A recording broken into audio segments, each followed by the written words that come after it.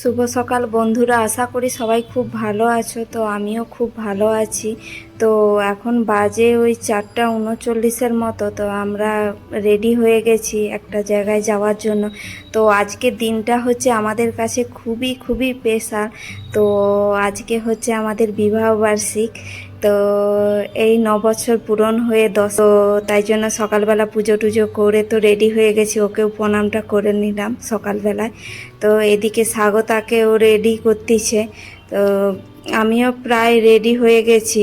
Ready হয়ে এদিকে আমরা এই রাস্তা মানে আমাদের যে গলিটা ওতে চলে এসেছি। গলিতে আসার পরে এই যে আমরা এখন টোটোয় উঠে পড়ছি। টোটোয় উঠে আমরা যাব দুর্গাচক টাউনে। তো ওখান থাকতেই আমাদের ট্রেনে টোটোয় উঠে পড়ছি। ওখানে ও ভিডিও করছিল। তো আজকের দিনটা তো আমাদের কাছে খুবই স্পেশাল। সবাই আশীর্বাদ করো আমরা দুজন যেন এইভাবে একই সাথে পাশাপাশি যেন থাকতে পারি সব সময়।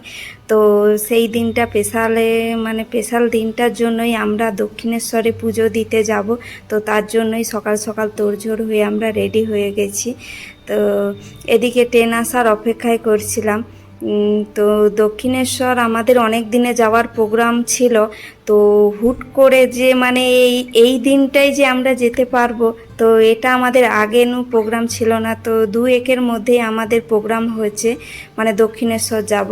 তো ট্রেন থেকে নেমে আমরা তো অটোয় উঠে পড়ছি। অটো থেকে আমরা তারপরে বাসে হয়ে একদম ওই দক্ষিণেশ্বর মন্দিরের কাছে চলে এসেছি। তো এদিন মানে পুরো ব্লগটা দেখলে বুঝতে পারবে। মানে আজকে ওকে আমি একটা সারপ্রাইজও দিয়েছিলাম, মানে এই দিনটা যাতে ও মানে সারা জীবন মনে রাখতে পারে যে 10 বছর উপলক্ষে আমি ওকে এই সারপ্রাইজটা দেওয়ার চেষ্টা করছিলাম। তো এটার জন্য সবাই আমাকে খুব হেল্প করছিল, মহেন্দ্র, পায়েল, এদিকে মেসো। তো সবাই হেল্পে আমি এই জিনিসটা করতে পারলাম। তো আমার কিছু ছোট ছোট কিছু মানে জমিয়ে রেখে সেটাকে ওর মানে ওকে দেওয়া, তার খুশিটাই ভালো লাগছিল। তো পুরো ব্লগটা দেখলে তোমরা বুঝতে পারবে। তো আমরা তো এখন দক্ষিণেশ্বর মন্দিরে চলে এসেছি। তো এখানে উপর দিয়ে হেঁটে যাচ্ছিলাম। তো এই যে এখানে সবাই পুজো দেওয়ার জন্য মানে ডালি বলছিল, কিন্তু আমরা তো ডালি এখানে নেব না, আগে গঙ্গাতে হাত পা ধুবো তারপরে ডালি নেব। তো এই যে এখন মন্দিরের সামনে চলে এসেছি। প্রচণ্ড রোদ, গরম, যেন বিচ্ছি কিচ্ছি কারবার। এদিকে শাড়ি পরে এসেছি, তো খুবই খুবই কষ্ট হচ্ছিল। তো এদিকে ভালোও লাগছিল। মানে এই দক্ষিণেশ্বর মন্দিরের সাথে আমাদের মানে ইমোশনটা অনেকটাই, মানে এর আগেও আমি অনেকবার এখানে এসেছি, 4-5বার। তো এটা নিয়ে 5বার এখানে আসা হলো। তো ওকে আনতে আসতাম যখন, তখন এখানে পুজো দিয়ে আমরা বাড়ি যেতাম। তো তাই জন্য এই মন্দিরটা মানে আমার কাছে খুবই স্পেশাল বলতে পারো। তো আমার খুবই ভালো লাগে এখানে আসলে। আমার সেই পুরনো দিনের কথাগুলো খুবই মনে পড়ে। তো ওকে আনতে আসা, তারপরে পুজো দেওয়া, তো খুবই ভালো লাগে। তো তাই জন্য মানে মানে আকুল হয়ে থাকি কবে এই মন্দিরটায় যাব। তো এই যে দক্ষিণেশ্বর দেখতে দেখতে তো মন্দিরের সামনে আমরা প্রায় চলে এসেছি। প্রচণ্ড রোদ, গরম, মানে খুবই অবস্থা খারাপ। তো তারই মধ্যেও আমরা মানে যাওয়ার জন্য এই যে এগিয়ে যাচ্ছি। তো এদিকে স্বাগতাও তো বিরক্তি হচ্ছে খুবই গরমে। এদিকে আমিও শাড়ি পরে এসেছি, তো খুবই কষ্টকর। তো আজকে আমাদের মায়ের দর্শন খুব ভালোভাবে করলাম। তো পরে আমি যে বলছিলাম ব্লগের শুরুতে, তো ওর জন্য একটা বিশেষ কিছু আমি একটা মানে করছিলাম। তো সেটার জন্য এই যে পায়েল আমাকে দিয়ে দিল। ওটা মহেন্দ্র আগেনু মেসোর কাছে নিয়ে আসছিল আগের দিন। তো ও কিছুই জানে না, এটা ওকে সারপ্রাইজ হিসাবেই আমি দিলাম। তো এর আগেও ও যখন আসতো আমিও তখন ওকে কিছু না কিছু দিতাম, তখনও পায়েল হেল্প করতো। তো এখনও পায়েল মহেন্দ্র হেল্প করে। তো ওদের হেল্পের জন্যই আমি এই জিনিসটা করতে পারলাম। তো ওকে আমি আমার মানে কিছু জমানো থাকতে মানে ওর জন্য আমি একটা আংটি মানে মেসোর কাছে করে ওকে 10 বছর 9 থাকতে 10-এ পা দেওয়ার জন্য এটা চিহ্ন হিসাবে আমি ওকে দিলাম। তো এদিকে মহেন্দ্র উকি মেরে দেখছিল। ও একটু ইয়ার্কি ফেজলামি একটু পছন্দ করতে ভালোবাসে। ও তো এদিকে ইয়ার্কি করছিল। আর আংটিটা পারফেক্ট, মানে পুরো 4 নম্বর আঙুলে পুরো পারফেক্টভাবেই হয়েছে, তো মাপটা পুরো ঠিকই ছিল। তো ও দেখে পুরো চমকে গেছে যে হঠাৎ কি হলো। খুব একটা চমকায়নি, আমি যতটা ভাবছিলাম ও চমকাবে কিন্তু ততটাও হয়নি, ও মনে হয় বুঝে গিয়েছিল। তো এই যে আংটিটা ওকে পরিয়ে দিলাম, ওকে বললাম যে তোমার পছন্দ, বলে খুবই পছন্দ।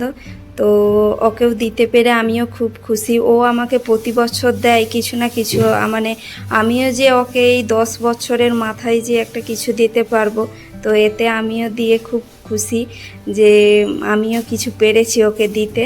তো ও খুশি, আমিও খুশি দিতে পেরে। তো সবাই আমাকে খুব হেল্প করছিল, সবাইকে অনেক অনেক ধন্যবাদ। তো পায়েল, মহেন্দ্র, মেসো সবাইকে অনেক অনেক হেল্প করার জন্য ধন্যবাদ। তো এদিকে ও আংটিটা একটু ঘুরে দেখছিল যে ঠিকঠাক আছে কিনা। তো ঠিকঠাকই, মাপটা ঠিকঠাকই আমি দিয়েছি। তো এই মন্দিরে দেওয়ারই ইচ্ছাটা আমার ছিল প্রথম যে ওই দক্ষিণেশ্বর মন্দিরে যাব, ওখানে যেয়েই ওকে ওই জিনিসটা দেব। তো সেই সাপেক্ষে এখানেই ওকে দেওয়া। তারপরে আমরা এই যে অনেক কিছু করার পরে তো আমরা পুজো টুজো দেওয়ার হলো, ওকে গিফট দেওয়া হলো। তারপরে আমরা এই পেট পুজো করতে চলে এসেছি।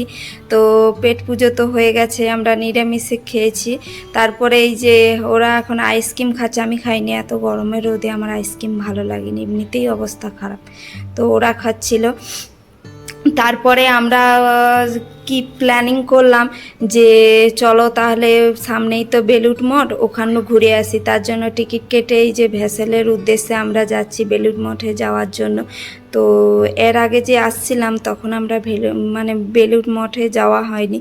তো এবারে আমাদের হঠাৎই প্রোগ্রাম। তো হঠাৎ কোনো কিছু প্রোগ্রাম হলে দেখি সে প্রোগ্রামটা সাকসেস হয়, আর আগে কিছু ভেবে রাখলে সেটা আমাদের ক্ষেত্রে সাকসেস হয় না। সেই জন্য হুটহাট করে প্রোগ্রাম আর হুটহাট করে আমাদের যাওয়া।